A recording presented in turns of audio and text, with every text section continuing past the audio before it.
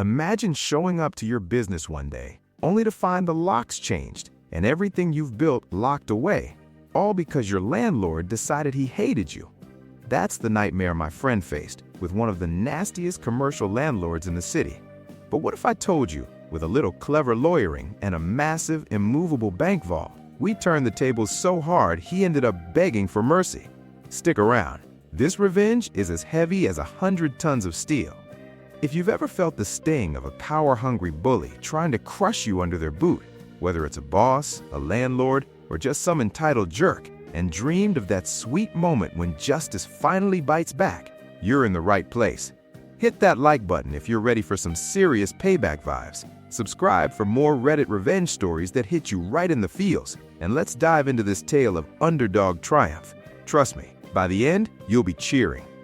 Back in the 90s, I was a young lawyer subletting space in this old, creaky office building in the heart of the city. The kind of place where the elevators groaned like they were about to give up, and the fluorescent lights buzzed endlessly, wearing on your nerves. I shared the office with an older attorney named Aaron, a grizzled vet with a Rolodex full of shady contacts and a knack for bending rules just enough to win. Life was a grind, but I made it work. That is, until the landlord started making it personal. Everyone knew commercial landlords were a different breed: cold, calculating, and utterly ruthless. Residential ones might evict you with a court order and a shred of decency. But these guys, they could change the locks overnight if you were a day late on rent, leaving you staring at your own front door like a stranger. Our landlord, let's call him Mr. Greed, though his real name doesn't deserve the airtime, was the king of this cruel game. He was a hulking man, always in ill-fitting suits that strained against his belly, with a perpetual scowl that made his jowls quiver like jelly. His eyes, small and beady, always scanning for the next way to squeeze a dime out of you. He'd hike rents on a whim, invent maintenance fees for things that hadn't been fixed in decades, and threaten lockouts over the pettiest disputes. I hated him from our first encounter. The way he'd barge into our office unannounced, barking demands, his breath reeking of cheap cigars and entitlement. It made my fists clench under the desk, my heart pounding with that powerless rage you feel when someone holds all the cards. One afternoon, I headed down to the basement restaurant for lunch, a spot called The Vault. It was this quirky little gem, built around an ancient bank vault from the building's old days as a financial hub post-World War II. The vault was massive. We're talking 100 tons of reinforced steel, gleaming under dim lights, with rows of safe deposit boxes lining the walls. They'd even set up tables inside it for private dining, the cool metal air mixing with the aroma of fresh pasta and garlic. It felt like eating in a fortress, safe from the world above. But that day, the owner, Mike, a hard-working guy with salt-of-the-earth hands and a weary smile, pulled me aside as I sat down. His face was pale, eyes darting like a trapped animal. "The landlord's driving me nuts," Mike whispered, glancing over his shoulder as if Mr. Greed might appear from the shadows. I nodded, chewing on a breadstick. "He drives everyone nuts. What's he pulling now?" Mike slid a letter across the table, his hands shaking slightly. It was a demand for backdated expenses, snow removal from winters long past, parking lot repairs that never happened, flooring in common areas that looked like they'd been trodden on since the 50s. Thousands of dollars piled on like insults. And at the bottom, the classic threat: failure to comply will result in immediate lock change and eviction. My stomach twisted reading it. Not just the greed, but the sheer pettiness. It was like watching a bully kick someone when they're down. "You piss him off somehow?" I asked, folding the letter. Mike leaned in, his voice dropping to a hush. "He's taken the restaurant. Found a better spot across town. He knows it, and he's trying to bleed me dry before I go. Plus, he's harping on about this damn vault." Mike gestured to the massive door behind us, its hinges thick as my arm. "You won't let him take it?" Mike laughed bitterly. "Take it? It weighs a ton. Literally 100 tons. I don't want the thing. It's a relic. But the lease says I have to remove it and restore the space to original condition. That'd cost a fortune. Hiring cranes, demolition crews. He'd sue if I left it." I felt a surge of sympathy for Mike. Here was a guy who'd poured his soul into this place, turning a dusty basement into a thriving spot where locals escaped the grind. Families celebrated birthdays in that vault. Couples shared romantic dinners, And now this parasite landlord was twisting the knife, exploiting some ancient clause from a lease renewal chain dating back decades.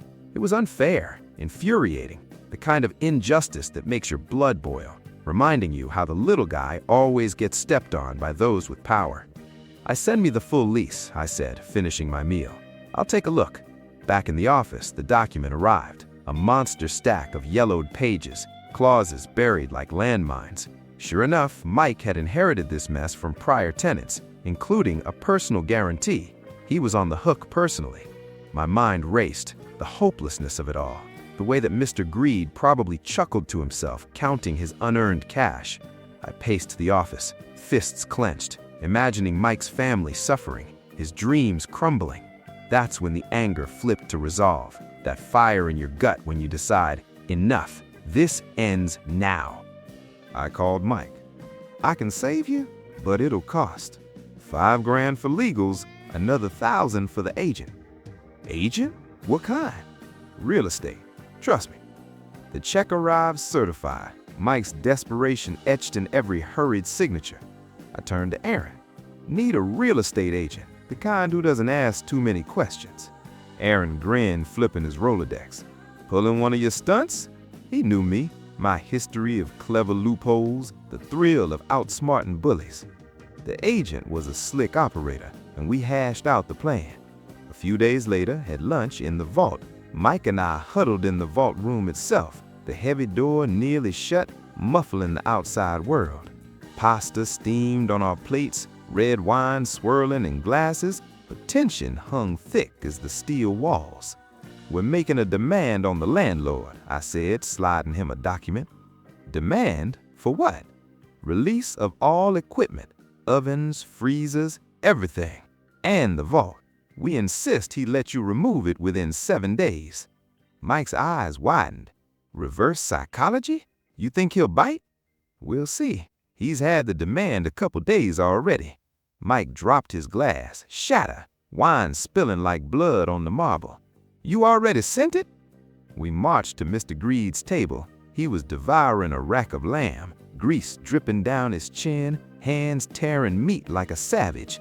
The sight turned my stomach, this glutton feasting while ruining lives. "My client needs an answer," I said, voice steady despite the rage bubbling inside.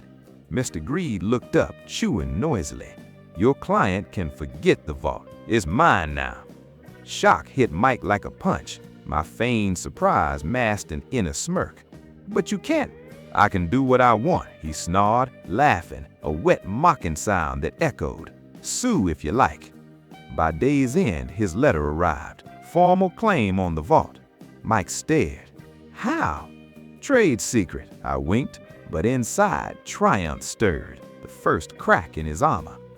A month later, the vault relocated. Same name, same vibe, minus the albatross. I missed the old spot, but satisfaction warmed me. Then Aaron cornered me. Landlord's furious. His deal fell through. Some bank wanted the space, but backed out. When Mr. Greed found me, his face was purple, veins bulging. "You, that fake offer from the agent, requiring the vault stay, it was a setup. You tricked me into keeping it so Mike could ditch it. I'm suing everyone." I smiled coolly. "Conflict of interest, sorry." But he never sued. Why? The offer I'd orchestrated through the agent was a mirage, a non-binding letter of intent dangling a high-rent tenant who needed the vault intact for their operations. Mr. Greed, blinded by greed, bit hard, claiming the vault to seal the deal. But there was no deal, just a phantom tenant vanishing like smoke. Now he was stuck with an empty basement, a 100-ton eyesore scaring off real renters. His empire crumbled. That for rent sign faded in the window, a monument to his hubris. Seeing his quivering rage, I felt the release, sweet validation, the underdog's roar. Mike was free, business booming. Justice served cold as vault steel. Stories like this remind us, karma isn't always swift, but when it hits, it's poetic. In a world full of power imbalances, sometimes a clever mind and a dash of resolve can tip the scales. What goes around truly comes around, and it's oh so satisfying to watch. If this tale of vault-sized revenge gave you that rush of justice chills, smash that like button and drop a comment. What's the most epic payback you've seen or pulled off? Share your stories. I read them all. Don't forget to subscribe for more Reddit revenge gems that keep you hooked. Hit the bell for notifications, and I'll see you in the next one. Stay vengeful, friends.